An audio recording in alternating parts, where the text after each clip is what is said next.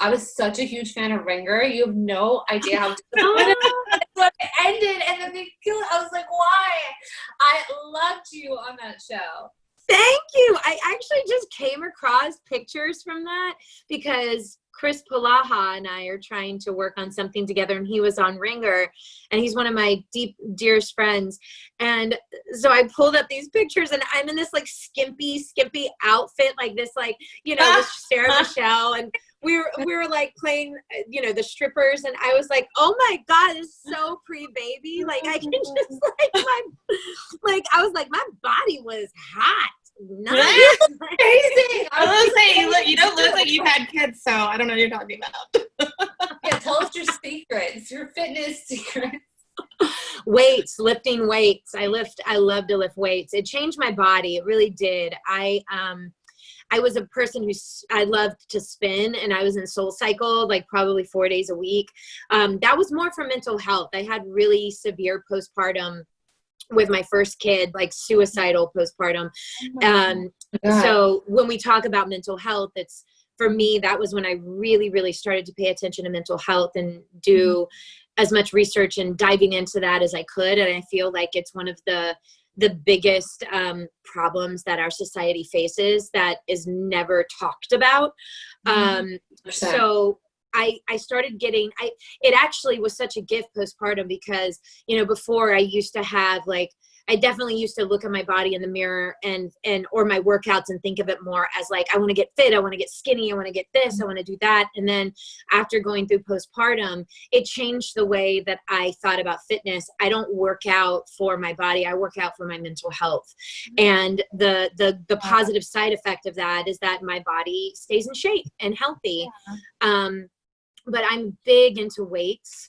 You know, osteoporosis runs in my family. It's the biggest thing that you can do to combat osteoporosis is lifting weights. And so that's what I like to do. And I like to do Pilates. And I like to do, I'm doing something right now, by the way, in quarantine called The Class. What is that?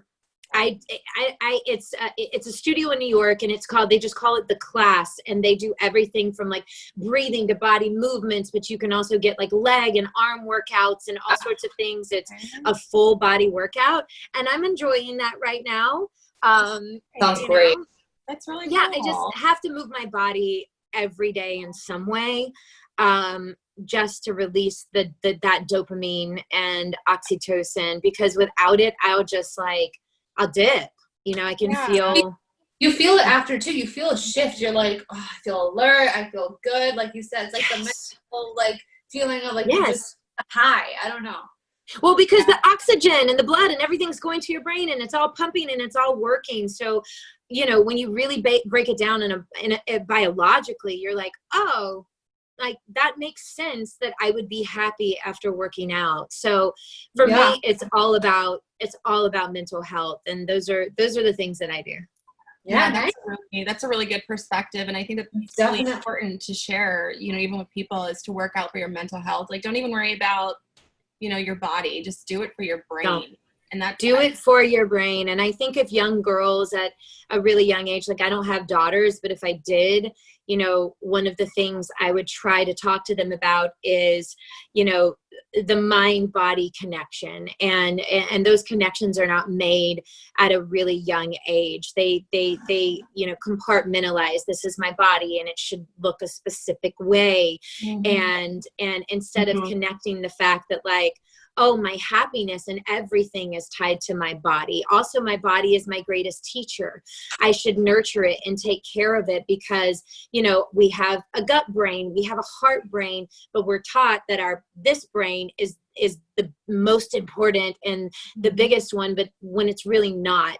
Your body is your greatest teacher. And if we were taught at really young ages to make that correlation, I think that young girls would have very different relationships with their bodies. And I think that mental health wouldn't be as strained as it is today. Yeah.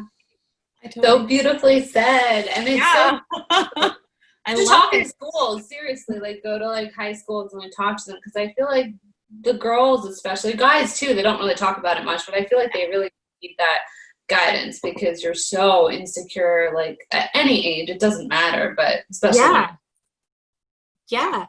And I have a 6-year-old. He's already paying attention to bodies, you know, like he's looking, he's paying attention, he's asking questions. So the conversations that we have about bodies, you know, we were talking earlier about, you know, abuse in the homes during this time. And, especially sexual abuse of young kids. Did you know that one of the biggest ways in which you can protect your kids from pedophiles are to teach them the proper names of their bodies. If they know their proper names, vagina, penis, then it sends a message to a pedophile that their parents are actually having conversations with them about their bodies. And so those kids usually get avoided by pedophiles or people that are sexual abusers. Yeah. And it's so important because if something were to happen and, you know, the teacher, whomever is questioning them, they might use like other slang words for it and not even realize. And the teacher or whomever might not even realize that what's actually happening is they're being sexually abused. They just think they're talking about something else. Yeah, exactly. As opposed to just directly saying the anatomy. You know what I mean? Yes. So. Yes, for sure. For sure. Never thought about it in that way. It's so interesting.